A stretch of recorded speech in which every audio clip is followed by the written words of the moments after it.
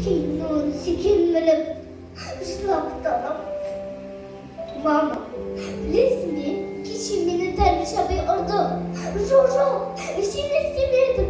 Тек жай ғана осы жерде сені күтіп отырғанымда сырттан жылы әйелді көремін. Ол өзімнің анам екен деп, мені осы жерден алып кетуге келді деп. Мама, мен дам деп айтқан емегенде терезе алдында күліп қалды.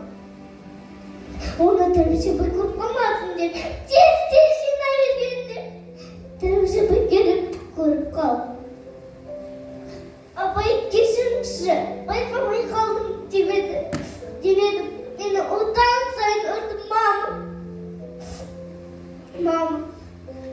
Сол апайдың маған не деген білесің бе? Жетімек, әке-шешеме керек болмағанда маған қайдан керексің деп мені одан сайын ұрды, мама.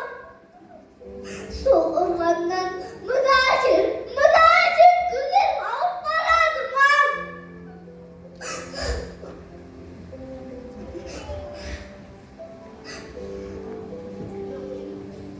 мама.